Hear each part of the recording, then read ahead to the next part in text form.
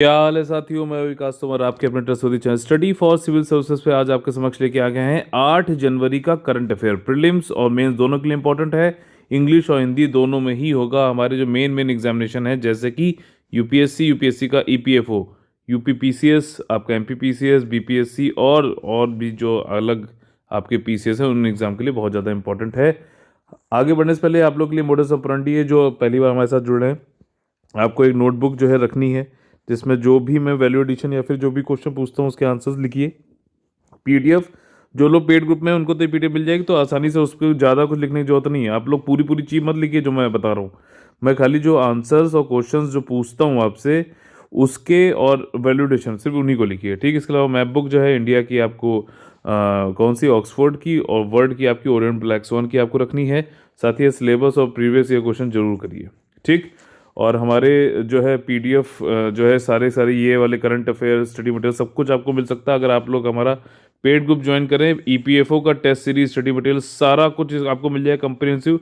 अलग से discussion group भी है जिसमें आप जो है आपस में भी और हमारे साथ में एडमिन जो है उनके साथ में भी डिस्कशन कर सकते हैं। और सेम जो है यूपीएससी 2021 के लिए भी हमारा जो है पेड ग्रुप चल रहा है, ठीक। तो आप लोग को अगर ज्वाइन करना है तो आप लोग 8564880530 और 9696066089 पे कॉल करके एडमिशन ले सकते हैं। देखिए आज के जो टॉपिक्स हैं ना काफ़ी इंपॉर्टेंट हैं, काफ़ी ज़्यादा न्यूज़ भी है, तो थोड़ा वीडियो लंबा भी बन जाए तो बिल्कुल चिंता मत करिएगा, ठीक। आप लोग के लिए ये इंपॉर्टेंट है और जो चीज़ इंपॉर्टेंट होती है उसको छोड़ना बिल्कुल भी गलत बात है, ठीक। देखिए 2020 में जो है आपका 8th वार्मेस्ट ईयर हुआ है, 8वां सबसे गर्म साल रहा है। और आपका न्यायिक समीक्षा, ठीक, जुडिशियल रिव्यू, खाड़ी नेताओं द्वारा वर्षों के पुराने विवादों को समाप्त करना, लिथियम आयन प्रौद्योगिकी, इंटरनेट बंद होने के कारण पड़ने वाले आर्थिक प्रभाव, केला ग्रिड ये बनाया है केरला में, ठीक। और कोची मंगलुरु प्राकृतिक गैस पाइपलाइन बहुत ज़्यादा इसको मोदी जी ने किया भी। और एशियाई जल पक्षी गणना, वाटर बर्ड, अभी यूपीएससी ने जब 2020 वाला क्वेश्चन था पेपर तो उसमें पूछा था, बताइए, कई सारे नाम दिए, तो पूछा बताइए किससे संबंधित है। जैसे मिनी वेट था, बारबेट था, ठीक। तो ये सब जो है उनसे होते हैं आपके। और अभी आजकल बर्ड फ्लू भी चल रहा है तो कई सारे नाम वैसे भी आ रहे हैं, तो इनको आप लोग को जरूर सुनना चाहिए।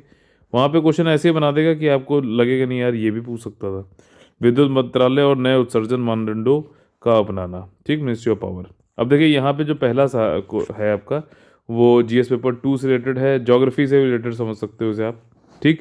देखिए भारत का जो मौसम विभाग है आईएमडी, अर्थ साइंसेस के अंतर्गत आता है। इसने ये बोला है कि स्टेट ऑफ क्लाइमेट रिपोर्ट, ठीक। तो ये रिपोर्ट कौन पब्लिश करता है, पहली बात तो आईएमडी करता है। क्वेश्चन कैसे बन सकते हैं ये भी मैं साथ ही साथ बताता रहता हूँ आप लोगों को। तो आप लोगों के लिए क्या है कि मैं कंटेक्स्ट बताता हूँ किस संदर्भ में हो रहा है, कॉन्सेप्ट, फैक्ट्स, और उसके बाद जो है इंटरलिंकिंग, वाई, क्यों इसने पूछा कि एनालिटिकल माइंडसेट आपका, ठीक। और साथ ही साथ जो है वैल्यू एडिशन, कुछ पॉइंट एक्स्ट्रा बताता हूँ। तो ये सारी चीज़ें जो है ये बहुत ज़्यादा इंपॉर्टेंट है सभी एग्जाम्स के लिए। आप लोग जो लोग भी मेरे साथ जुड़े हुए हैं, ये नोटबुक आप लोग बना रहे हो जो आखिरी के लिए बर्बाद साबित होगी आप लोग के रिवीजन कराने के लिए, देखिए, ठीक। तो अब ये क्वेश्चन पूछ सकता है, बताइए ये रिपोर्ट कौन पब्लिश करता है, एमडी हो गया। साथ ही साथ जो है 2020 की जो निकाली इसमें ये कहा गया है कि 1901 से जब से इंडिया में ये रिकॉर्ड रखना चालू किया गया तब से 2020वां जो है वो सब, अब ये 8वां सबसे गर्म साल था, ये वाली बात है। और ज़्यादातर जो देखे गए आ रहे हैं वो इधर ही आ रहे हैं आपके 2010 के बाद में। तो ये एक अंदेशा है कि क्या हो रहा है, ग्लोबल वार्मिंग हो रही है जिसकी वजह से क्या होगा, क्लाइमेट चेंज होगा, जिसको ख़त्म करने के लिए क्या बनाया गया है, पेरिस एग्रीमेंट बनाया गया है। 2015 में आया तो 2021 से लागू होगा अभी, ठीक। अच्छा बताइए ये वॉलंटरी है कि बाइंडिंग है, ठीक है। और इसमें की पॉइंट यही है कि इसमें क्या क्लाइमेट के लिए क्या चेक किया था, टेम्परेचर और रेनफॉल एनुअली हर साल के लिए। और आपका जो है ये है कि जो भी एनुअल एवरेज होता है टेम्परेचर वो इस अब जो देख रहे हैं इस साल का, उसमें एनुअल एवरेज टेम्परेचर हमारा 0.29 डिग्री सेल्सियस से ज़्यादा था आपके नॉर्मल से, जो कि 29 साल का डेटा है उससे, ठीक। 0.29 टेम्परेचर ट्रेंड जो है ये ज़्यादा तब भी रहा जब जो है ला नीना का कूलिंग इफेक्ट था, तब भी हुआ। अच्छा क्या है कि प्रशांत महासागर जो है आपका पैसिफिक ओशन, वहाँ का जो इक्वेटोरियल रीजन वाला पानी होता है वो अगर गर्म हो रहा है, ठीक। मान लीजिए देखिए ये ऑस्ट्रेलिया है और ये आपका साउथ अमेरिका है, तो आपका धीरे धीरे पानी जो गर्म पानी जो है ये साउथ अमेरिका की तरफ बढ़ जाता है, पेरुवियन करंट जो है, ओशियन करंट, तो वो ख़त्म हो जाती है। तो उस समय क्या आता है, उस समय इसको बोलते हैं एल नीनो। सिंपल सा बता रहा हूँ ताकि रिवीजन भी हो जाए और जिन लोगों को नहीं पता उनका कॉन्सेप्ट भी क्लियर हो जाए। जब ये चीज़ एल नीनो ख़त्म होती है दोबारा से गर्म पानी इधर ही पहुँच जाता है, यहाँ पे ठंडा और पेरुवियन ओशियन करंट फिर से चालू हो जाती है, तब उसको क्या बोलते हैं, ला नीना बोलते हैं। ला नीना जो होता है वो कूलिंग इफेक्ट लाता है, लेकिन उसके बावजूद भी हिंदुस्तान में क्या हुआ है कि वार्म हुआ है। उत्तर प्रदेश और बिहार में सबसे ज़्यादा कैजुअलिटी हुई है किससे, कोल्ड वेव से, ठंडी शीत लहरों से, बिजली गिरने से, गरज से, ये सारे से हैं। आपके एनुअल रेनफॉल की अब बात हो रही है, टेम्परेचर की बात हो गई। रेनफॉल क्या है, 2020 में 109% हुआ है लॉन्ग पीरियड एवरेज। अच्छा लॉन्ग पीरियड ये कितना है, अच्छा यहाँ दे रखा, चलो छोड़ो, 1961 से 2010 के बीच में। और आपका जो है ग्लोबली देखा जाए तो अटलांटिक ओशियन वो ओशियन है जहाँ पे सबसे ज़्यादा, बहुत मोस्ट एक्टिव रहा, सबसे ज़्यादा सक्रिय तूफानों का अनुभव यहाँ किया गया। 30 से अधिक उष्ण कटिबंधीय तूफान उत्पन्न हुए, यानी कि ट्रॉपिकल स्टॉर्म्स। ठीक, ट्रॉपिकल स्टॉर्म से रिलेटेड यूपीएससी ने 2020 में क्वेश्चन पूछा है। ठीक, और बहुत ही कॉन्सेप्चुअल था, चीज़ वहीं पूछेगा, घुमा फिरा पूछेगा, इनडायरेक्ट पूछेगा, तो आपकी अगर अंडरस्टैंडिंग है तो आप आराम से कर लोगे। एर्थ वॉर्म जो ईयर हुए हैं भारत में, उसको देखा है तो 2016 सबसे ज़्यादा रहा है, 1901 से ये बताया जा रहा है। ठीक, तो 2016 सबसे ज़्यादा था, फिर 2009, 2017, फिर आप देखो सब इधर के ही साल हैं, 2010 क्लाइमेट चेंज ग्लोबल वार्मिंग जो बता रहा, 2018, 2019, 2020। ठीक, और इस साल जो है पास डेकेड जो है वो वार्मेस्ट डेकेड भी कहा जा रहा है, 2011 से 20 वाला। साइक्लोन जो है कहाँ कहाँ भारतीय जो है उत्तरी महासागर में कहाँ कहाँ फॉर्म्ड हुए, 5 फॉर्म्ड हुए पहली बात। ठीक, और जिसमें से जो है आपका अरब सागर हो गया और आपका बे ऑफ बंगाल हो गया। तो बे ऑफ बंगाल में आपके कौन कौन से आए, निसर्गा और गति। ठीक, और आपका अरब सागर में कौन कौन से आए, अम्फन आए। ठीक, इसके बारे में मैंने एक जो है अपना मोस्ट इंपॉर्टेंट टॉपिक्स में जो है ये बना रखा है, ट्रॉपिकल साइक्लोन वाला, इनकी नेमिंग कैसी होती है उसका मैं डिस्क्रिप्शन में वीडियो का लिंक दे दूंगा, आप लोग जरूर देख लेना, इंपॉर्टेंट है। अम्फन मतलब नई लिस्ट निकाली गई है, अम्फन पुरानी वाली लिस्ट से और नई वाली लिस्ट को जोड़ने वाला बीच का था ये। अम्फन अरब सागर में आया, बुरेवी अरब सागर में आया, निसर्गा अरब सागर में नहीं आया, बे बंगाल में आया। ठीक, बुरेवी हो गया, अम्फन हो गया, और आपका कौन सा एक है, नीवर। ठीक, निवार बोलते हैं, कोई नीवर बोलता है, कुछ भी है, प्रोनाउंसिएशन भी नेमिंग वाले में देता है। आगे वाला जो है बहुत ही ज़्यादा इंपॉर्टेंट हमारा टॉपिक है, जुडिशियल रिव्यू यानी कि न्यायिक समीक्षा। ठीक, न्यायिक समीक्षा जैसे मैंने आप लोग कल भी बताया था, अब आप लोग की रिवीजन लगातार हो रही होगी कि लॉ बनाता है विधायिका लेजिस्लेचर, उसको इम्प्लीमेंट करता है एग्जीक्यूटिव, और इन लॉ को जो है आपका जुडिशरी क्या करता है, इंटरप्रेट करता है, देखता है कि भैया अगर आपने, मैं यहाँ पे कॉन्सेप्ट बता रहा हूँ ताकि आपको ये आसानी समझ में आए, कि ये चेक करता है कि लेजिस्लेचर ने जो लॉ बनाया है, क्या ये लॉ बनाने, पहली बात तो ये संस्था जो है लॉ बनाने लायक थी, मतलब ऐसा तो नहीं स्टेट वाला जो है वो पार्लियामेंट के यूनियन लिस्ट में कुछ लॉ बनाई दे रहा है। दूसरी चीज़ क्या है कि जो लॉ बनाया है क्या वो कॉन्स्टिट्यूशन को की अवहेलना या कॉन्स्टिट्यूशन का जो है बाईपास तो नहीं कर रहा है, या कॉन्स्टिट्यूशन को गलत साबित तो नहीं कर रहा है।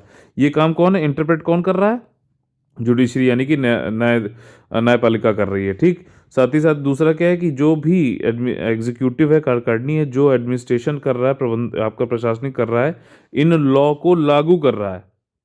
ठीक, तो वो सही तरीके से कर रहा है, जितना बताया गया लॉ के अंतर्गत उतना ही कर रहा है कि उसके आगे जाके कुछ कर रहा है। ठीक, जैसे कल वो था ना प्रिवेंशन ऑफ क्रूरल्टी एक्ट वाले में, गाँव काऊ वाले का जो है आपका, काऊ वाले में क्या हो रहा था कि उन्होंने जो है उसको बता दिया, लॉ में कुछ लिखा हुआ है पार्लियामेंट के, और उन्होंने अपने रूल्स डेलीगेटेड लेजिस्लेचर बनाया, उसमें उसके बाहर पार जाके बात कर रहे हैं। तो क्या ऐसा तो कुछ काम नहीं हो रहा है। ठीक, तो इसमें यहाँ पे जो बात हुई है, यहाँ पे ये हो रहा था कि पार्लियामेंट नहीं बनाई जा रही है। ठीक, पार्लियामेंट नहीं बनाई जा रही है, तो उसमें जुडिशरी से पास लोग पहुंच गए कि जो सेंट्रल विस्टा ये दिल्ली में बना हुआ है, यहाँ पे तोड़फोड़ करी गई और काफ़ी जो है नुकसान हुआ है। तो इसमें सुप्रीम कोर्ट ने मना कर दिया कि ऐसा है, एग्जीक्यूटिव कोई काम करता है तो वो सही हुआ है कि गलत हुआ है, ये जांच करने में हमारा वो नहीं है। एग्जीक्यूटिव उसका लागू करने का काम ही है, उसने सही तरीके से काम किया है, कॉन्स्टिट्यूशन के अंतर्गत रहते काम किया है, पार्लियामेंट के लॉ बनाया जो है उसके अंतर्गत रहते हुए काम किया है, उसने सारी चीज़ें फॉलो करी है, तो कोई दिक्कत नहीं, हमें बस ये चेक करना है। ठीक, उसका जो है मॉरलिटी बाद में कुछ उससे गलत हुआ कि सही हुआ, कंक्लूजन निकालने का काम सुप्रीम कोर्ट का नहीं है, ये उन्होंने यहाँ पे बताया है। सिंपल सीधी यही बात है।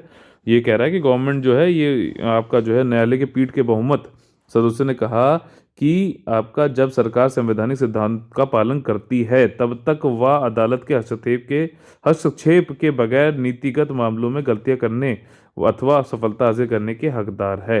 वो कुछ भी करे, वो कॉन्स्टिट्यूशनल प्रिंसिपल फॉलो कर रही है, हमें कोई दिक्कत नहीं है, सीधी सी बात है। जो लोग मुंह उठा के आए थे वो चले गए। अब देखिए यहाँ पे प्रायोरिटी क्या है, inquire into the priority of elected government, judicial reviews never meant. अब देखो यहाँ पे कुछ चीज़ें हैं।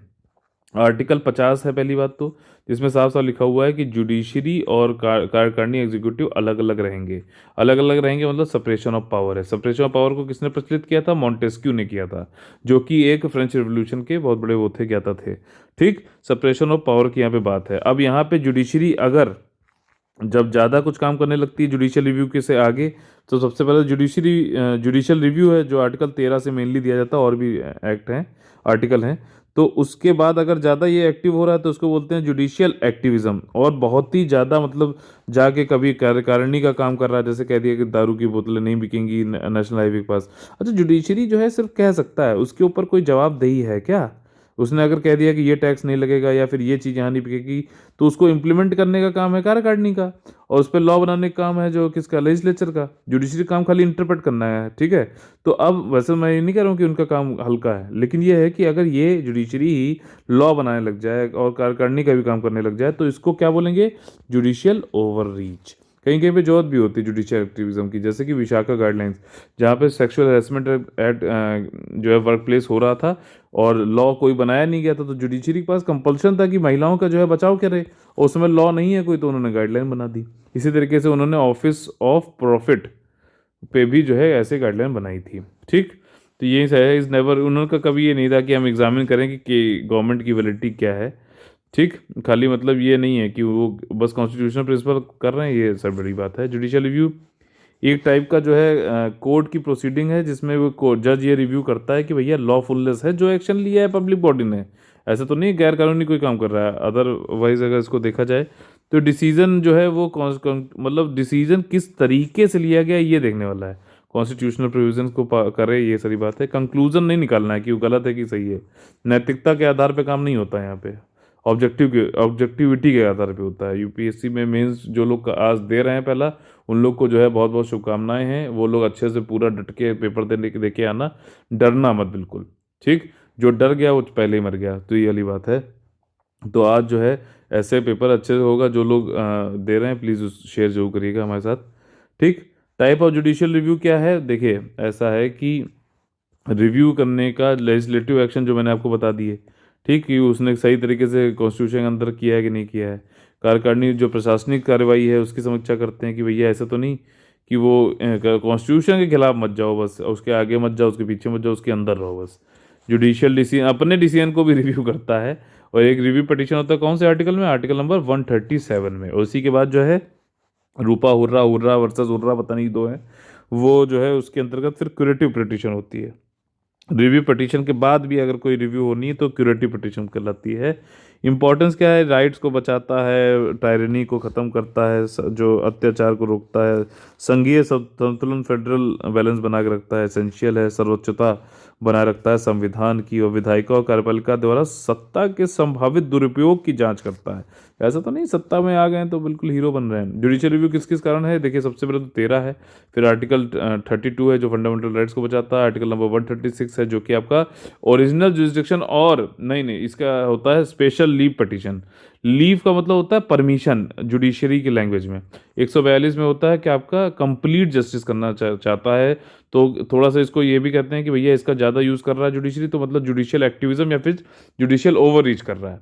ठीक, देखिए ये सारे पॉइंट्स जो है मैंने बहुत इसको जो है खोज के आप लोग लिए लाता हूँ, बहुत सारा कुछ पढ़ रखा है, तो ये सारा आपके साथ शेयर करता हूँ। अगर आप लोग अच्छा लगता है लाइक शेयर सब्सक्राइब जरूर करिए। जो क्वेश्चन मैं पूछता हूँ उसको कमेंट जरूर करिएगा। ठीक, देखिए कंप्लीट जस्टिस की बात करता है, ये अयोध्या वाले केस में जो है इसने सुप्रीम कोर्ट ने लगाया है। 147 क्या करता है अब ये आपको बताना पड़ेगा। ठीक, तो ये वाली बात है। इसके बाद ये प्रोटेक्ट है फंडामेंटल राइट और ये कॉन्स्टिट्यूशन, ये सारी चीज़ है। जुडिशियल रिव्यू का जो है ये एक बेसिक स्ट्रक्चर भी है। बेसिक स्ट्रक्चर किसके अंतर्गत लाया गया था? केशवनंदा भारती के अंतर्गत। ठीक, मूल संरचना है, उसको बदल नहीं सकता है, पार्लियामेंट कुछ भी अमेंड कर सकता है। आर्टिकल नंबर 368 के अंतर्गत, लेकिन मूल संरचना को नहीं बदल सकता। ये है पूरी कंप्लीट डेफिनेशन। ठीक, समझ में आ गई बात। अब देखिए गल्फ लीडर जो थे, अब यहाँ पे मैंने आप लोग थोड़े दिन पहले बताया था कि जो कतर है, कतर से रिलेटेड दोहा वाली एक्सरसाइज कराई थी, याद है ना, इंटरलिंकिंग वाली। तो कतर को थोड़ा सा आइसोलेट कर दिया था आपका गल्फ कोऑपरेशन काउंसिल में। ठीक, खाड़ी देशों ने इसको वो कर दिया था, आइसोलेट कर दिया था, सैंक्शन लगा दिए थे। क्यों? क्योंकि ये ज़्यादा जो है, ये माना जा रहा था कि एक तो आपका ईरान के साथ में इसके ज़्यादा बढ़ते, जो कि मतलब टेरर फैला रहा है। एक जो है, एक आपका मुस्लिमीन करके है, क्या नाम था इसका, अभी बताऊंगा आगे। तो उसको मतलब टेरर फंडिंग कर रहा है, ये सब कर रहा है, ये सब मतलब इसलिए इसके ऊपर सैंक्शन, प्रतिबंध को लगा दिए। नाता तोड़ लिया था लैंड, एयर और पानी के थ्रू। ठीक, कुछ भी नहीं इसको वो करने को। मैंने कहा, आप लोग बताया भी था कि सऊदी अरेबिया जो है वहाँ पे एक कैनाल बना रहा ताकि कतर को जो है एक टापू में बदल दे वो। लेकिन अब सब कुछ सही हो गया है। अब जो है इन लोग ने एक ये साइन कर लिया है जिसका नाम है सॉलिडेरिटी एंड स्टेबिलिटी। ठीक, और सऊदी अरबिया और कतर जो है गले लगा के मिल रहे हैं एक दूसरे से, और दोहा जो है वापस आ गया है 3 साल के बाद। ये रिफ्ट जो थी अब ख़त्म हो गई है, अब 3 साल के बाद वापस आ गए हैं। सिंपल ये बात है। 2017 में क्या हुआ था, सऊदी और यूएई दोनों ने मिलकर, और इनके जो बहरीन और इजिप्ट, इन सब ने मिलकर जो है कतर को ये ब्लॉकेड लगा दिया था। ठीक, खिलाफ संपर्क में नाकाबंदी लगाई थी, जलीय, हवाई, भूमि। ठीक, यही सारी बात है। क्योंकि ये रेडिकल इस्लामिस्ट को कर रहे थे, और मुस्लिम ब्रदरहुड, सॉरी, ईरान और मुस्लिम ब्रदरहुड जो कि एक सुन्नी है, हालांकि सऊदी भी सुन्नी ही वाला है। और ये कहा भी जाता है कि सऊदी खुद जो है टेररिज्म को फैलाता है। ठीक, मैं नहीं कह रहा हूँ, ये मतलब विशेषज्ञ कहते हैं, एक सलाफिस्ट नाम से वो होता है, वहाबी, या फिर अपने अगर नहीं पढ़ा तो कोई बात नहीं, इतना मैं बता रहा हूँ, उतना सुन लो।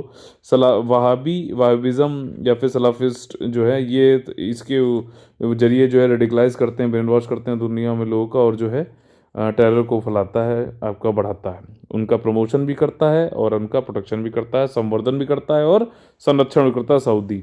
हालांकि अब ये कतर के ऊपर बोल रहे थे कि आप जो है ईरान की मदद करते हो, मुस्लिम ब्रदरहुड की मदद करते हो, जो कि एक सुन्नी इस्लामिस्ट पॉलिटिकल ग्रुप है, और इसको जो है गैर कानूनी मानता है कौन, सऊदी अरेबिया और यूएई।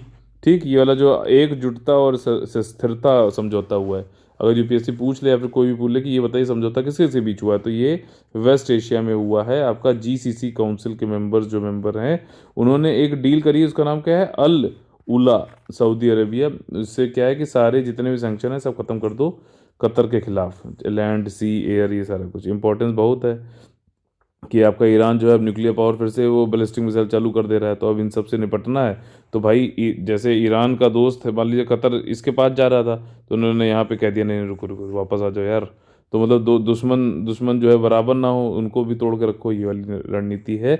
ठीक, गल्फ कॉरपोरेशन काउंसिल क्या है आपका, इसको पॉलिटिकल मैप में पहले भी मैंने दिखाया था, आज फिर से दिखाऊंगा। ये एक पॉलिटिकल, इकोनॉमिकल, राजनीतिक, आर्थिक, सामाजिक और रीजनल ऑर्गेनाइजेशन है, मिलिट्री वाली नहीं है, बस ध्यान रखना। 1981 में Bahrain, Kuwait, Oman Oman Qatar, आपका सऊदी अरेबिया, यूएई ने आ गए थे एक साथ में। अच्छा, इंडिया का क्या रोल है? इंडिया का रोल जो है मोदी के आने के बाद तो चेंज हुआ है। एक्ट वेस्ट पॉलिसी आ रही है ना, आई है ना। उससे पहले क्या था कि हम कुछ नहीं जानते हैं, हम ना तुम्हारी साइड लेंगे ना तुम्हारी साइड लेंगे, हम बहुत, बस हम क्या रहेंगे, नॉन अलाइंड रहेंगे। ठीक, हमारा कोई मत नहीं है, जो हम तुम लोग जो करना हो करो जाके, हमें कोई फर्क नहीं पड़ता है। ठीक, लोकल डिस्प्यूट नहीं पड़ेंगे। अब इंडिया ये भी इसलिए भी करता है कि भाई हमारे कश्मीर वाले मुद्दे पर ना पड़ना, ये वाली बात है। हम जो तुम्हारे में नहीं पढ़ते हैं, तुम्हारे में ना पढ़ो। ठीक, don't scratch your back, I will not scratch your back वाली बात है। The gulf is among top India trading partner है। ठीक, यूएई से हमारा काफ़ी ट्रेड होता है। और डीपनिंग एनर्जी, भैया ऑयल समझ रहे हो ना, वो बहुत ज़्यादा इंपोर्ट करते हैं हम लोग। अच्छा, एक चीज़ जब मैं पढ़ रहा था मेरे दिमाग में आया, जो इंटरलिंकिंग वाली एक्सरसाइज है, कि हम अपना जो है, जो ये रिन्यूएबल एनर्जी के through solar, wind, small hydro और इन सब से बनाना चाह रहे हैं, तो ये लोग भी कुछ इसको निपटने के लिए करते होंगे भाई, कि यार इन लोग का अगर ऑयल हमसे इंपोर्ट नहीं करेंगे, सब कुछ जो है ये अक्षय ऊर्जा से ही बना लेंगे, रिन्यूएबल एनर्जी से, तो हमसे इंपोर्ट नहीं करेंगे तो यार हम लोग का नुकसान है। और इंडिया बहुत जो है ज़्यादा बड़ा वॉल्यूम एनर्जी का काफ़ी है इसका, इंडिया का। और ये सब्सटेंसिव इन्वेस्टमेंट होता है गल्फ से हमारे हाइड्रोकार्बन सेक्टर में। हाइड्रोकार्बन देखिए, मैंने आप लोगों को उस दिन बताया था, फिर से बता दे रहा हूँ, जो ऑर्गेनिक कंपाउंड्स बनते हैं लिविंग थिंग्स उन सब से, तो इसमें किस कौन कौन से वो होते हैं, कार्बन, हाइड्रोजन, नाइट्रोजन, ऑक्सीजन। तो यहाँ पे ये दो जो है आपका कार्बन और हाइड्रोजन, हाइड्रोकार्बन बोला जा रहा है। इसमें आपका क्या क्या क्या आ गया, कोल आ गया, नेचुरल गैस आ गई, आपका जो है क्रूड ऑयल आ गया, ये सारी चीज़ें आती हैं। ठीक, ज़्यादातर ईंधन वाली बातें हैं इसमें। आपका इंडियन माइग्रेंट भी बहुत ज़्यादा है, जो है आपका 70 लाख लोग वहाँ रहते हैं। ठीक, और काफ़ी ज़्यादा जनसंख्या है। अच्छा ये बताइए कफाला सिस्टम क्या है, कफाला सिस्टम क्या है, निताकत सिस्टम क्या है। ठीक, ये सब ये इधर ही वेस्ट एशिया वाले कंट्रीज से ही, इसलिए पूछ रहा हूँ। अच्छा, हमारी गल्फ पार्टनर से एक नेवल एक्सरसाइज भी होती है जिसका नाम क्या है, मिलान। ठीक, मिलान होता है। अच्छा बताइए ओमान से हमारी कौन सी होती है आपकी, क्या ओमान से, यूएई की, सबकी मतलब मिलिट्री एक्सरसाइज यहाँ वेस्ट एशिया से जो जो हम करते हैं, नेवी की हो, एयर की हो, जो भी है, उनके नाम यहाँ पे आप लोग लिखने हैं पेड ग्रुप वालों को भी। देखिए अब यहाँ पे इसका ये डायग्राम है, ये आपका बाब अल मंडप है, ये स्ट्रेट ऑफ हॉर्मुज है, ये आपका स्विस कैनाल है, ये आपका, ये वाली कौन सी है पहले बता चुका हूँ, फिर से बताइए। ठीक, आपको ये बता दूं कि इसराइल से सऊदी अरेबिया टच नहीं करता है, रेड सी हो गई, ये सोमालिया हो गया, आपका डिजबूती है यहाँ पे। ठीक, आपका अरेबियन सी हो गया, डुकुम करके एक यहाँ पे पोर्ट है जो ओमान ने दिया है आपका। अच्छा, ये गल्फ कोऑपरेशन काउंसिल में ओमान से, यमन नहीं आता है बस, ईरान नहीं आता है, बाकी ये सब आते हैं इधर। ठीक है, और ये वाली बात है। और डुकुम करके पोर्ट है जो इंडिया को दिया है इसने। ठीक, ये क्या है, सेचल्स है। ठीक, आपका ये टिग्रीस एंड यूफ्रेट्स वाली वो रिवर्स आ रही हैं, कुवैत हो गया। ठीक है ना, ये सारी चीज़ें आप लोगों को देखना चाहिए कई बार, ताकि वहाँ पे पूछे तो आप लोग तुरंत करके आ जाओ। देखो जीएस पेपर 3 में से अब लिथियम आयन टेक्नोलॉजी की बात हो रही है। समझ लेते हैं कंटेक्स्ट क्या है यहाँ पे, कि हमने जो है एक नया वो स्टेट ओन कंपनी बनाई है इंडिया ने, खनिज विदेश इंडिया, विदेश जाना है और वहाँ मतलब लिमिटेड है, और वहाँ से लिथियम खोद के लाना है। लिथियम कहाँ खोदेंगे हम खोदेंगे अर्जेंटीना में। अर्जेंटीना में जो है बहुत ही ज़्यादा लिथियम है, दुनिया का सबसे बड़ा भंडारण है लिथियम का। इसके बाद कौन कौन से हैं, चिली है, फिर बोलिविया, ये सब कौन से कॉन्टिनेंट में है, ये सब है साउथ अमेरिका वाले कॉन्टिनेंट में है। हम उसको अच्छे देखेंगे, मैप जो है सब कुछ देखेंगे, अगर कुछ क्वेश्चन आएगा उसको निस्तनाबूत कर देंगे, ये वाली बात है।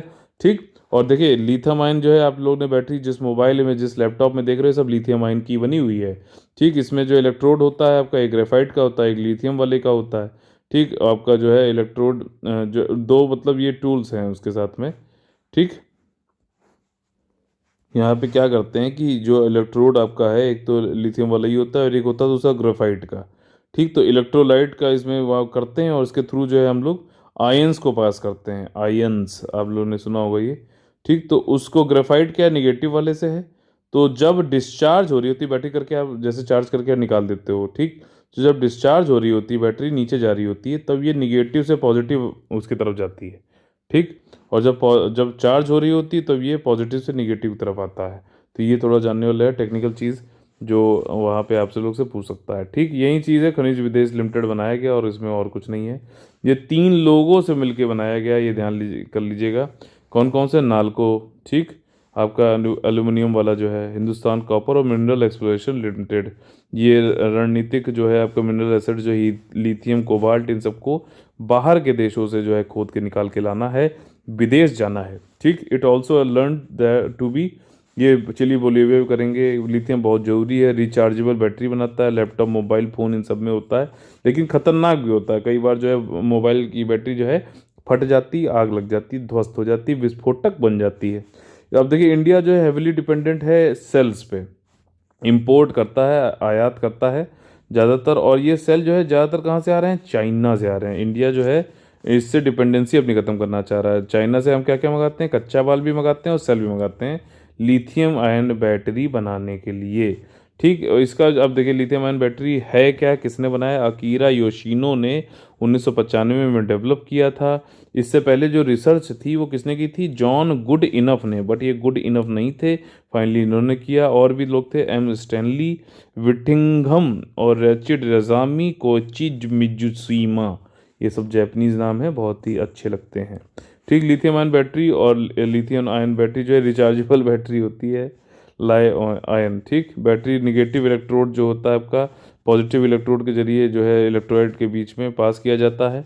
ठीक, और ये जब चार्जिंग हो रहा होता है। ठीक, नेगेटिव इलेक्ट्रोड के थ्रू एक electrolyte to the positive electrode जाता है जब डिस्चार्ज हो रहे होते हैं, अब यही चीज़ मैंने बताई थी। और जो ग्रेफाइट है वो आपका निगेटिव इलेक्ट्रोड होता है, इंटरकलेटेड यानी कि अंतर्ग्रथित लिथियम यौगिक जो है वो पॉजिटिव इलेक्ट्रोड होता है। ठीक, तो निगेटिव से जब पॉजिटिव जाए तो मतलब डिस्चार्ज हो रहा है। लिथियम आयन बैटरी एप्लीकेशन ये क्या है, वहीं आपका इलेक्ट्रिक और हाइब्रिड इलेक्ट्रिक व्हीकल्स में काफ़ी यूज़ होने वाला है। इसके अलावा इलेक्ट्रॉनिक गैजेट्स, आपका टेलीकम्युनिकेशन, एरोस्पेस, औद्योगिक अनुप्रयोग, इन सब में हो सकता है। डिसएडवांटेज वही है, बहुत महंगा है, चार्जिंग बहुत टाइम लगती है, एनर्जी डेंसिटी घनत्व बहुत कम है, दुर्बल है, और इस सेफ्टी इश्यूज है, दग वगैरह जा होता है कभी कभी। ठीक, अब देखिए क्या है, इंटरनेट बंद होने के कारण पड़ने वाले आर्थिक प्रभाव। एक भाई साहब मतलब यूके वाले अपने घर में नहीं देख पाते हैं, दूसरे में जाके झांकते रहते हैं, वहीं वाले लोग हैं ये। इन्होंने यूके बेस्ड एक डिजिटल प्राइवेसी एंड सिक्योरिटी वाली संस्था है, उन्होंने एक रिपोर्ट निकाली, नाम क्या है, टॉप 10 वीपीएन। अच्छा, वीपीएन का फुल फॉर्म क्या होता है, वर्चुअल प्राइवेट नेटवर्क। आप अगर इसका यूज़ करते हो वीपीएन का, तो क्या होता है कि आप किस जगह से इंटरनेट का यूज़ कर रहे हो, आप लोगों ने सुना होगा ना इंटरनेट प्रोटोकॉल, आईपी एड्रेस। ठीक, वो आपका जो है नहीं पता कर पाएगा, आप बैठे होगे इंडिया में, वो दिखाएगा आप जर्मनी में बैठे हो। ठीक, तो ताकि जो है जो बड़े बड़े ये कंपनी है फेसबुक और इस सब, तो ये आपकी लोकेशन को ट्रैक नहीं कर पाएंगे, और ट्रैक नहीं कर पाएंगे तो आप लोग को जो है ये डेटा आपसे, आपका डेटा यूज़ करके, क्या प्रेफरेंस है उसको यूज़ करके आपको ये सामान नहीं बेच पाएंगे, आपको परेशान नहीं कर पाएंगे। इसका पॉजिटिव यूज़ भी है, इसका नेगेटिव यूज़ भी है, लेकिन यूज़ तो है। ठीक, टॉप 10 वीपीएन क्या है कि उसमें बताया गया कि इंडिया ने 21 कंट्रियों की एक लिस्ट थी जिसमें सिटीज़न को वेब एक्सेस ना करने के लिए टॉप कर दिया है। ठीक, अब ये कश्मीर में 370 के बाद से बंद कर रखा है, क्योंकि वहाँ पे जो है टेररिस्ट क्या करते हैं, आपका ब्रेन वॉश करेंगे, आपका जो है उनको जो है बताएंगे कि बहुत गलत हुआ तुम्हारे साथ, अब बहुत ज़्यादा अनर्थ होने वाला है। जैसे कि पहले बोला जाता था कि अरे ये व्यक्ति अगर आ गया तो किसी एक कम्युनिटी को जो है जिंदा लाशें बिछा देगा, ऐसा कुछ हुआ क्या, कुछ नहीं हुआ। बातें यहाँ इतनी बढ़िया सब चल रही हैं, सबका साथ, सबका विकास, सबका विश्वास की बातें हो रही हैं, लेकिन जिनकी रोटियां सिर्फ टेरर पे चलती है वो लोग जो है रोटियां सेकते हैं आजकल, और इसके लिए माध्यम क्या बनाते हैं, सोशल मीडिया, इंटरनेट, ये सारा कुछ। वहाँ पे बैठ के अपने पाकिस्तान में और यहाँ पे जो है आग उगलते रहते हैं, इनका यही काम है। और मतलब बहुत ऐसे वीडियो डालेंगे कि लोग का जो है ज़बरदस्ती खून खौला के गलत प्रोपेगेंडा चला के लोगों को टेररिस्ट बना देते हैं। ठीक, तो इसलिए जो इंडिया वाले क्या करते हैं, कहते हैं बेटा कोई बात नहीं, इंटरनेट ही बंद कर देंगे। लेकिन हो क्या रहा है, इंटरनेट अब खाली अवेयरनेस, इंफॉर्मेशन और कई सारे काम के लिए नहीं, बल्कि इससे क्या है, लोग मेडिसिन मंगा रहे हैं। इससे क्या है कि लोगों को जो है मीडियम क्या चल रहा है क्या नहीं है, कुछ मतलब एसेंशियल लोग अब पढ़ रहे हैं आजकल। आप लोग, हम लोग कैसे इंटरेक्ट करते हैं रोज, बताइए, एजुकेशन इंटरनेट के जरिए ही तो कर रहे हैं, हेल्थ के भी ये इसमें फैक्टर है। तो internet has become a necessity now. तो उसकी वजह से लॉस, इनको आर्थिक वैल्यू पे लॉस को मतलब इन्होंने क्वांटिफाई किया है। हमारे यूके वाले बंधु ने, इन्होंने ये कहा है कि 2.8 बिलियन डॉलर का नुकसान हो गया हिंदुस्तान में इंटरनेट शटडाउन की वजह से 2020 में। अच्छा, यहाँ पे एक सीसैट का सिंपल सा क्वेश्चन है, ईपीएफओ वाले भी ध्यान दीजिएगा। यहाँ पे बोल रहा है कि इंडिया अकेले भारत में इंटरनेट प्रतिबंध के कारण दुनिया भर में 4 बिलियन के नुकसान का लगभग 3/4 हिस्सा आता है। तो अब आप लोग ये बताना है कि दुनिया में कितना नुकसान हुआ और हिंदुस्तान में कितना नुकसान हुआ, तो आपको पता ही चल गया है। 3/4 हो रहा है, टोटल कितना हुआ था नुकसान, 4 बिलियन डॉलर का हुआ है। तो ठीक, इंडिया का निकाल दो तो कितना बचा। बहुत सिंपल क्वेश्चन है, लेकिन क्वेश्चन तो है। ठीक, रिस्ट्रिक्शन क्या है, इम्पोज किए गए हमारे 2019 और 3 तक चले, और इंडिया जो है ये इतने इतने घंटे हमने ख़त्म कर दिए। ठीक, चाइना और नॉर्थ कोरिया, आप लोग सोच रहे होंगे इनका नंबर कहाँ था, तो इनका नंबर आता ही नहीं। क्यों? क्योंकि इनका जो है हम इन्होंने खुद से तो डेटा कोई देते नहीं, और यहाँ पे पब्लिकली अवेलेबल ओपन सोर्स जो इन्फॉर्मेशन है वहीं से डेटा उठाया गया, और इन लोग का जो डेटा होता है वो कहीं जाता ही नहीं है। ठीक, उनके अपने ही सर्वर है, वहीं पे रोक लेते हैं। इंडिया वालों को भी अपने सर्वर बनाना चाहिए। डेटा प्रोटेक्शन बिल जो आ रहा है उसमें ये है, उसमें मतलब ऐसे प्रावधान है कि अब अपने सर्वर हिंदुस्तान भी बनाएंगे, यहाँ का डेटा बाहर नहीं जाएगा। ये नहीं कि व्हाट्सएप जो है वहाँ यूएसए में हमारे डेटा के साथ खेल रहा है। बहुत बड़ी चीज़ है ये डेटा, आप लोग जो इधर उधर सब दे देते हो ना, ये करना नहीं चाहिए, ये ठीक नहीं है, ऐसे समझ रहे हो। ठीक, अच्छा, इंडिया के बाद जो है बेलारूस है, सिंपल चीज़ है, उसके बाद म्यांमार है, यमन है। और ये इंडिया में क्यों है, वहीं कश्मीर वाला 370 के बाद में बिजनेस, ट्रेड, मेडिसिन, स्कूल, इन सब के काफ़ी दिक्कत हुई। इंटरनेट शटडाउन क्या होता है कि इंटरनेशनल हम जानबूझ के कर देते हैं, इलेक्ट्रॉनिक इंटरनेट या फिर इलेक्ट्रॉनिक कम्युनिकेशन को ख़त्म कर देते हैं, इनएक्सेसिबल हो जाता है प्रवाह का नियंत्रण करने हेतु किसी विशिष्ट आबादी के लिए। विशिष्ट आबादी समझ रहे हो ना, कि मतलब किसी एक सेक्शन में किसी मोहल्ले में कोई कोई रह रहा है, ठीक, बदतमीज मतलब जो है ठीक नहीं, अराजक तत्व हैं, तो उनके लिए बंद कर दो। स्थान विशेष पर इंटरनेट सेवाओं को पहुंच से बाहर अथवा प्रभावी रूप से अनुपयोगी बना दिया जावत है। ठीक, अब देखिए इसके बाद ये क्यों किया जा रहा है, वाई फैक्टर बहुत ही ज़्यादा इंपॉर्टेंट है। इंटरनेट शटडाउन इसलिए भी किया जाता है कि लॉ एंड ऑर्डर बना रहे, ठीक, गलत सूचना का जो है प्रसारण ना हो, पीस बना रहे, शांति बनी रहे। डिस्टर्ब्ड एरियाज में, डिस्टर्ब्ड एरियाज अभी आप लोगों ने पढ़ा था किस में कौन लगा दिया जाते हैं, अस्पा लगा दिया जाता है। अभी कौन सा ऐसा स्टेट है जिसमें लगाया गया है अस्पा, इसको आप लोग को, अच्छा कहाँ कहाँ एस्पा लगा हुआ है ये आप लोग को बताना है, ठीक। अच्छा नया एक बनाना केला बना दिया गया है, बनाना ग्रिट नाम से। अब देखो CSIR, इसका नाम बहुत आता है, आप लोग को मैंने पहले भी बताया था, फिर से बता रहा हूँ, इम्पोर्टेंट बहुत है। इन्होंने मिलकर, जो आप लोगों ने बताया भी था, यूपी मतलब ये PM जो है इसके हेड होते हैं, सबसे बड़ी इंडस्ट्रियल रिसर्च है। कई लोगों ने लिखा, कई लोगों ने अभी भी नहीं लिखा। क्यों नहीं लिख रहे हो, क्यों नहीं कमेंट कर रहे हो, क्यों नहीं लाइक कर रहे हो यार, इतने लोग देखते हो, एक लाइक में आप लोग का क्या हो जाएगा। लेकिन बस वही है कि यह है कि अरे हम क्यों करें लाइक, लाइक तो हमारा है, वेदर आई लाइक और not like it, what does it matter to you, do you like, you not like, पता नहीं जो भी है, बट आप लोग लाइक कर दो। अगर इस बात पे नाराज हो तो डिसलाइक मत कर देना। National institute of for interdisciplinary science technology जो है, जो कि कहाँ पर है, इसकी लोकेशन समझ लो, इतनी अच्छी है, पप्पनाकम कोडे, ये जो है आपका केरला में है। और उसने एक प्रोडक्ट बनाया, बनाना ग्रिट या फिर ग्रेन्यूल, और ये किससे बनाया है, रॉ नेंद्रन बनाना से बनाया है। बनाना बनाया बनाया बनाना, ठीक। उसके बाद क्या है, अबाउट बनाना ग्रिट, क्या है ये, बाई प्रोडक्ट है एक तरीके से आपका, किसका, जो कि इम्प्रूव कर देता है गट हेल्थ को, मतलब पेट वेट सही रखता है आपका। और ये आइडियल है हेल्दी डाइट के लिए, और ये यूटिलाइज क्या करता है, प्रेजेंस ऑफ रेजिस्टेंट स्टार्च। मैंने आप लोग को स्टार्च के बारे में पीछे बताया था, आप लोग को जैसे आता ना स्टार्च, वसा, फैट, तो इनके बारे में जो NCERT में दे रखा है, कम से कम वो पढ़ लिया करो, ठीक। क्या पढ़ना है, कहाँ मिलता है, क्या चीज़ कैसे प्रोड्यूस होता है, क्या इसके फीचर्स हैं, यही सब पढ़ना है इसमें, ठीक। आलू में होता है कि नहीं होता बताइए। अच्छा, सिग्निफिकेंस जो है इसकी क्या है कि by diversifying the product sourced from, मतलब बनाना से कई सारे हम प्रोडक्ट बनाएंगे, 1 2 3 4 10 12, तो फार्मर्स की जो प्राइसेस है उसको अच्छे मिलेंगे, और साथ ही साथ उनकी जो है डबल इनकम भी होगी, और हेल्थ वेल्थ भी लोगों की अच्छी होती जाएगी। अच्छा, नेंद्रन बनाना ये इंपॉर्टेंट है। चिंगाजी कोडन जो नेंद्रन बनाना है, ये चंगाजी कोडे बनाना है, और ये थिसूर डिस्ट्रिक्ट में बनाया जाता है। ये वहाँ का मोस्ट प्रॉब्लम नहीं पॉपुलर ट्रेडिशनल फ्रूट है, ठीक, केरला का। और ये जो वैरायटी है, ये इसका एक अलग ही टेस्ट होता है, बड़ा करेक्टरिस्टिक विशिष्ट स्वाद होता है, और बंच शेप और फ्रूट कलर भी अलग है इसका। तो इसको जो है, इसकी फ़ोटो जरूर देखना एक बार, मज़ा आ जाएगा आपको, ठीक। इसका ड्यूरेशन क्या है, 13 14 महीने में होता है, और ये ऑर्गेनिक मोड में होता है, मतलब पेस्टिसाइड वेस्टिसाइड का यूज़ बहुत कम होता है। ऑर्गेनिक का मतलब ये नहीं होता है 0% पेस्टिसाइड, ध्यान रखना हमेशा, ठीक। और क्रॉप ड्यूरेशन जो है इसकी 13 से 14 है। चेंगाली कोडन नेंद्रन बनाना, ये केरला में इसको जोग्राफिकल इंडिकेशन टैग भी दी, GI टैग दिया गया है।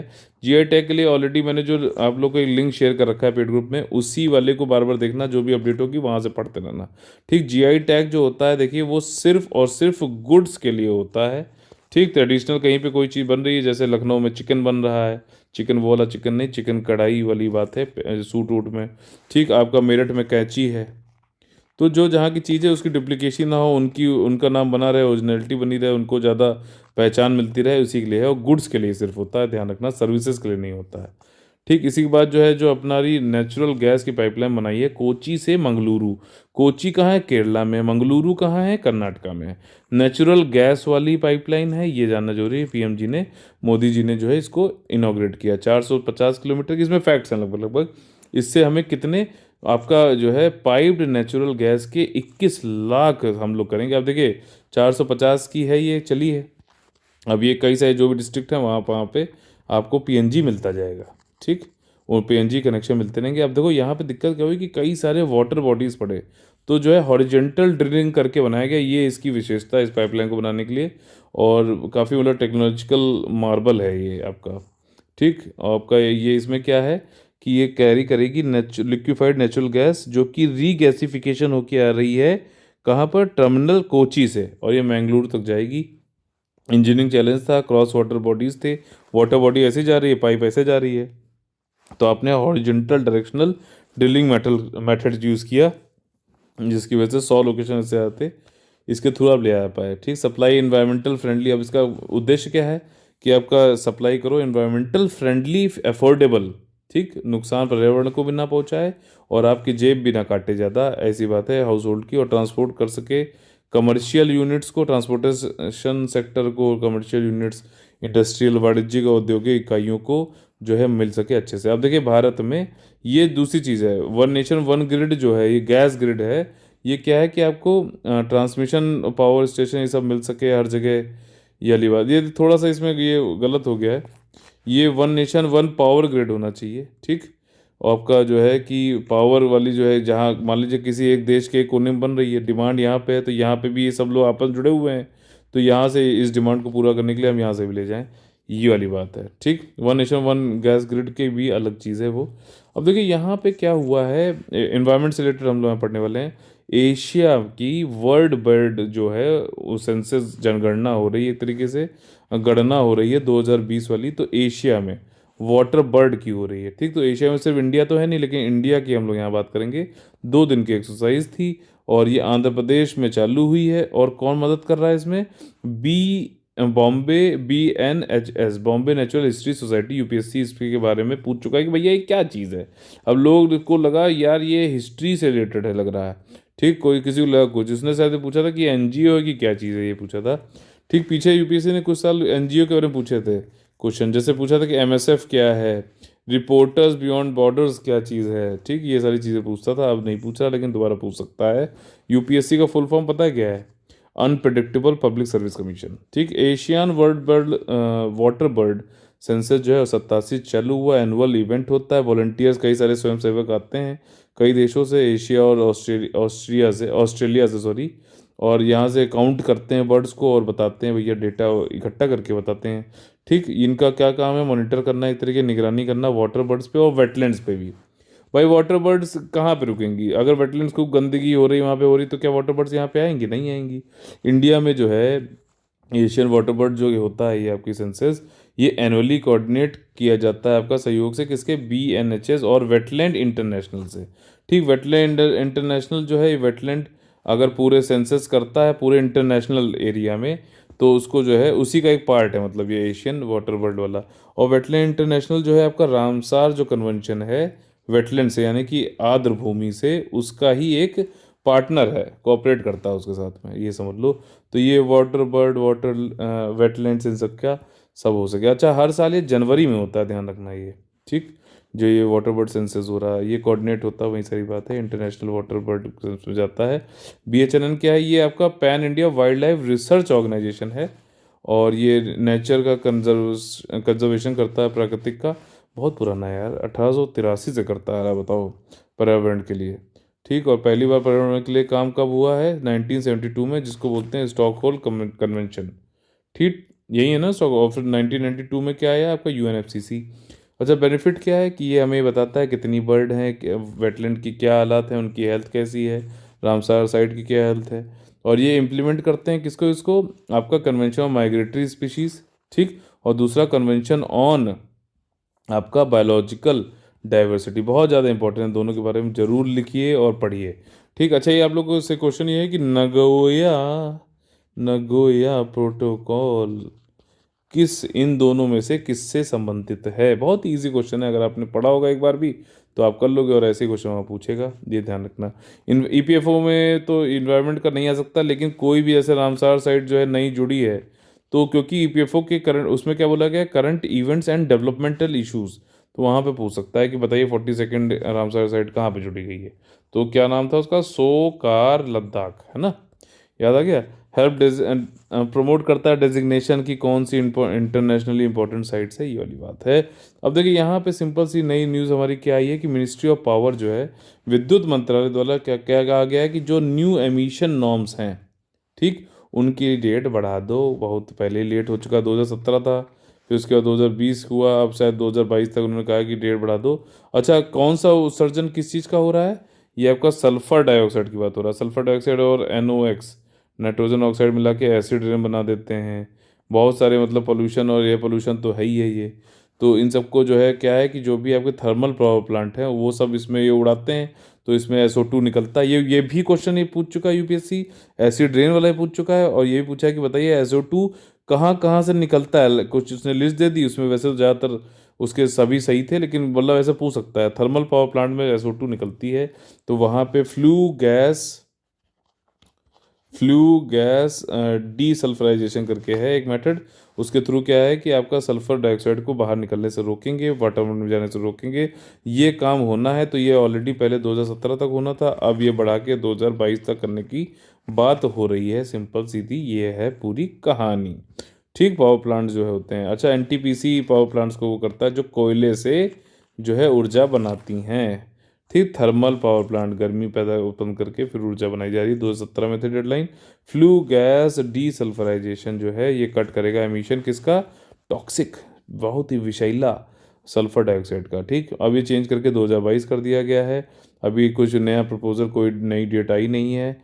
और ये यही है कि एम्बियंट एयर क्वालिटी अच्छी बनी रहे, पोल्यूशन वोल्यूशन ना हो, यूनिफॉर्म, मतलब ये है कि across the country, not uniform. Target ये है कि हमारा यूनिफॉर्म एम्बियंट एयर क्वालिटी बनी रहे। लेकिन कोई ये नहीं है कि भाई एक ही क्या मतलब, मान लीजिए कोई एक इंडस्ट्री है, ठीक, वो ज़्यादा पोल्यूशन कर रही है, उसको आप अगर आपने यूनिफॉर्मली हर जगह बता रखा है कि भैया 2% कट करना है, तो ये ज़्यादा पोल्यूटिंग जो इंडस्ट्री, इसके लिए तो मतलब ज़्यादा होना चाहिए ना, इसको 10% होना चाहिए, लेकिन यहाँ पे भी 2% आप कर रहे हो।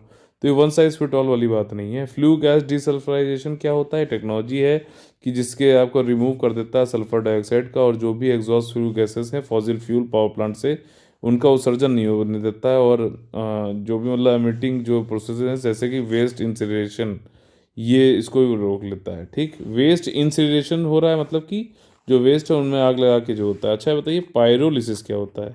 अभी मैंने पढ़ा तो मुझे याद आ गया एकदम से। पायरोलिसिस क्या होता है? ठीक, इसको आपको बताना है कि क्या प्रोसेस है इसमें।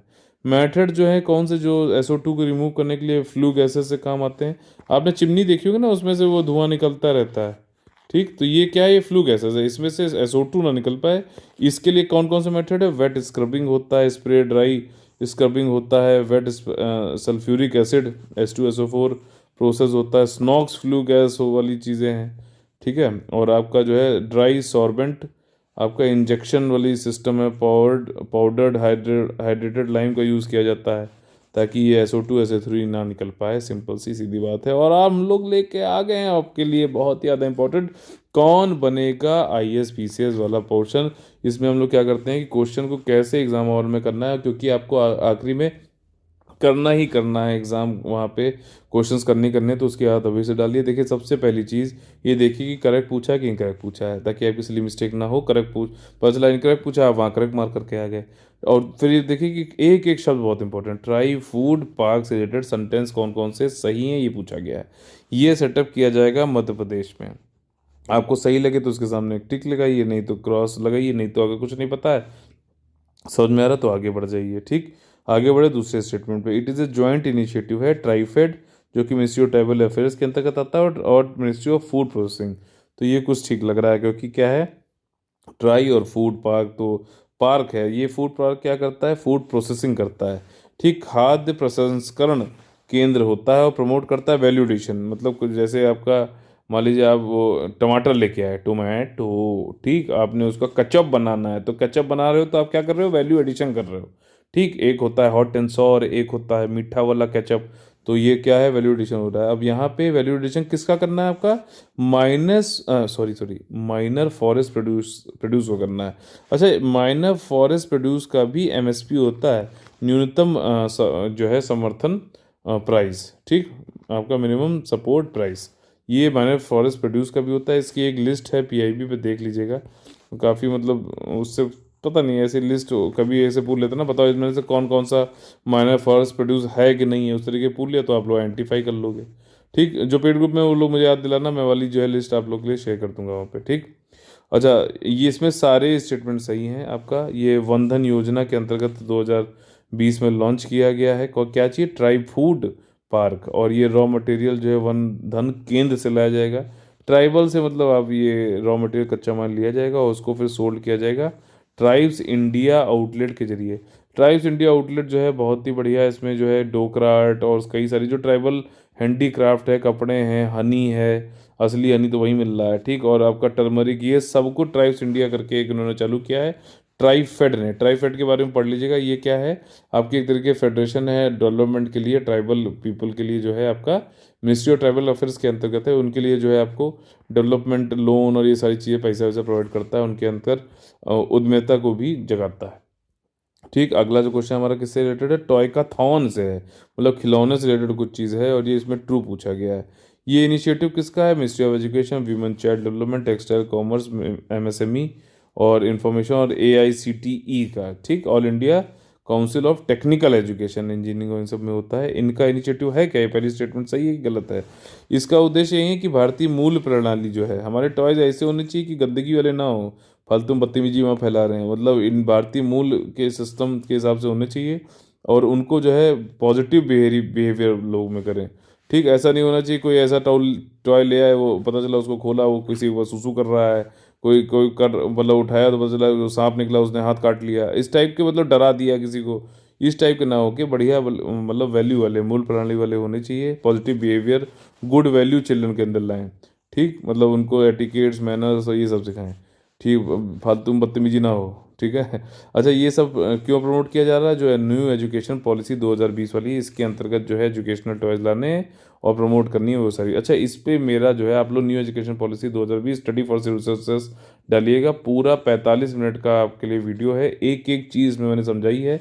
कल आप लोग से मैंने क्वेश्चन भी एक न्यू एजुकेशन पॉलिसी से पूछा था, आप लोग वहाँ जाके देख सकते हैं उसको। ठीक, अच्छा, ये 9 थीम है इस टॉयकाथॉन में, fitness, sport, rediscovering traditional India toys, student, teacher, इसमें पार्टिसिपेंट भागीदार कौन कौन है, शिक्षक है, स्टार्टअप है, खिलौना विशेषज्ञ भागीदार हैं।